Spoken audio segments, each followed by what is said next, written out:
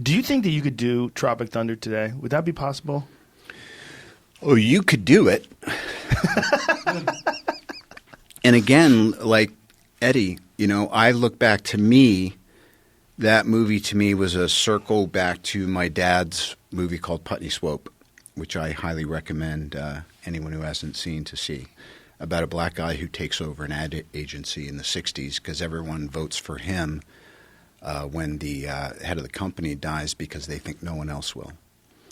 And it's about what happens when someone who is free-spirited takes over an essentially corrupt endeavor. And then he realizes and confronts his own corruption.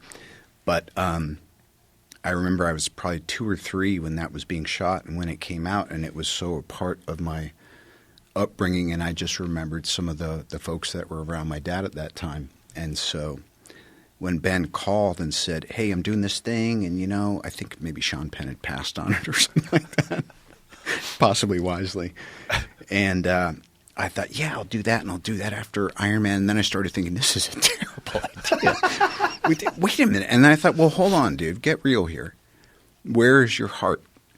And my heart is, I get to be black for a summer in my mind. So there's something in it for me. The other thing is I get to hold up to nature the insane self-involved hypocrisy of artists and what they think they're allowed to do on occasion. Just my opinion. And also Ben, who is a masterful artist and director, probably the closest thing to a Charlie Chaplin that I've experienced in my lifetime. He writes, he directs, he acts. If you had seen him when he was directing this movie, you would have been like, I'm watching David Lean, I'm watching Chaplin, I'm watching Coppola. He knew exactly what the vision for this was. He executed it. It was impossible to not have it be an offensive nightmare of a movie. And 90% of my black friends are like, dude, that was great. What about the other 10%? I can't disagree with them, but I know where my heart was. Yeah. And I think that it's never an excuse to do something that is out of place and not of its time. But to me, it was just it was a blasting cap on. And by the way, I think White Chicks came out pretty soon after that. Yeah. And I was like, I love that. Yeah. I was like, that was great. Yeah. So, Well, it might be the last time we see that. Unless things change. It seems like no one can really – I don't think you could do blackface anymore. I mean, we almost lost the Prime Minister of Canada because he did brownface. He pretended to be Saudi Arabian, right? Yeah. He did Arabian Nights in high school or something like that. It's an interesting and necessary meditation on where is the pendulum, why is the pendulum right, where is the pendulum maybe cutting a little into what could be perceived as heart in the right place, openness of its time. But again, I mean, there's a morality clause here on this planet, and it's a big price to pay. And I think having a moral psychology is job one. So sometimes you just got to go, I effed up. Again, not in my defense, but Tropic Thunder was about how wrong that is. Yes.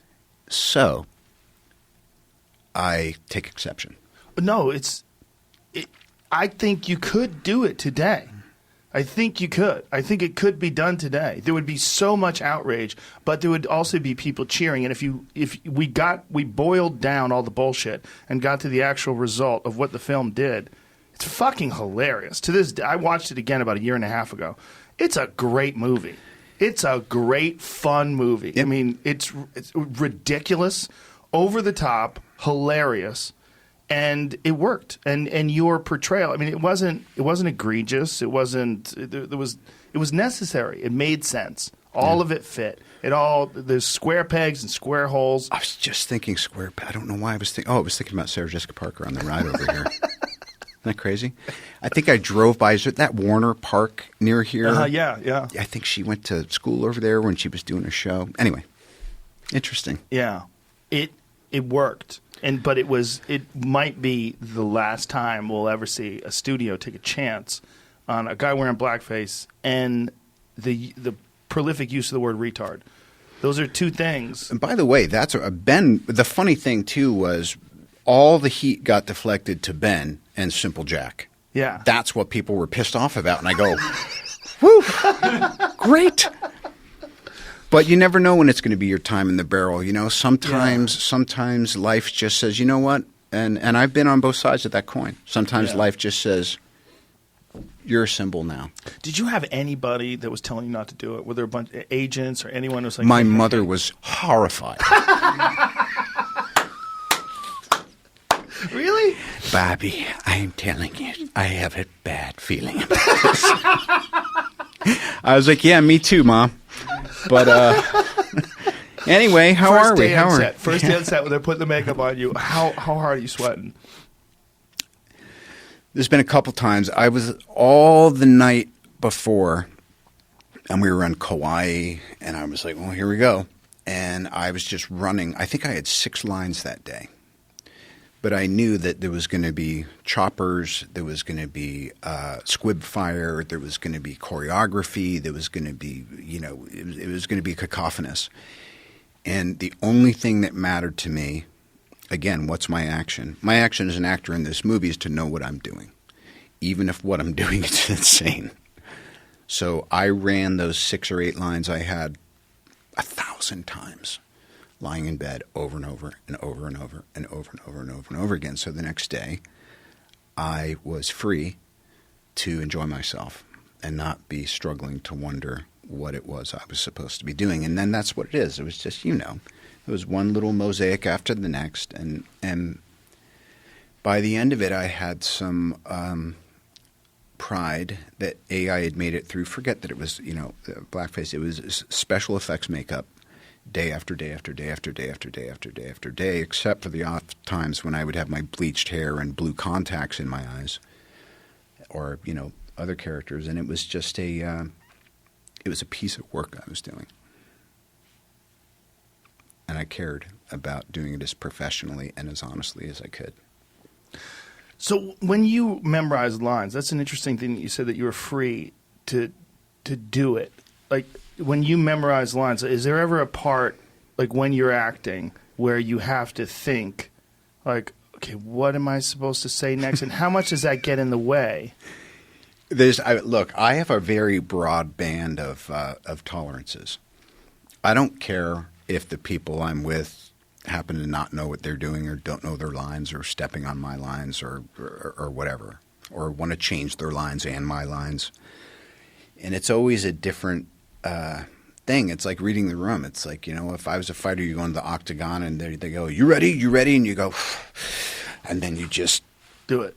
You go in. But so I've had it where I would try to be off book before everyone else. I would get it down to an acronym. So if there was 1,000 words I had to remember, I would just remember the first letter of each, and I would put it on a piece of poster board, and then I would stand away from it, not as far as you and your archery setup over there, but far enough away to where I can see it but kind of can't see it, back when my vision was a little more clear.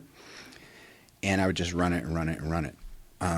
When I did the first Sherlock, we were rewriting it so much, and I would have pages and pages of stuff. I was like, give me an earwig. And it helped me with my accent. And then I started getting into what's so great? I can finish work, go home, hang out with my kids, or do whatever I want to do, go train. And in the morning, they can change it all they want. I don't have to trip unless it's some monologue that you want to really be committed to that's not going to shift. I just go like that. So you'd put one of those little earpieces in and they would feed you the lines. Yeah. Yeah. And now I've kind of gone as far as you can go with that, and I'll probably go back to a new method or a new version of the old method. So it's basically improvisational. Like you, in the moment, like you decide with whatever preparation you're going to do for each role, how you're going to do it, whether you're going to go and memorize everything obsessively or whether you're just going to be a little bit more loose and free with it. Yes. It depends on the script, too. Like Tropic Thunder, Justin Theroux wrote that script with Ben. It was a really good script. I mean, my missus, who, next to my mother, was, probably more so, was the opinion I was really waiting on. And she was reading in the kitchen, laughing her ass off. She goes, "This is so wrong. This is so wrong." And she goes, "And it's so true. Yeah. If you do this right, you're doing something it's about a bunch of self-involved idiots somehow or other becoming heroes." And she goes, "I love that. If that's what it stays, then it's going to be good." And so, like, for instance, the, never go full You don't blah, blah, want blah. to say it. No. By the way, I guarantee you, I'm getting out of here. My stock is not plummeting when I leave here. I'm not smoking dope. I'm not doing a musk. I'm going to do everything right. His stock went up the next day. All right. Drop 6, went up 9. With who? I don't know. I don't understand it. I love that you now have it. Now it's a piece of art. Yeah. With 6% in the smoke. God bless his heart. Yeah, it just changes.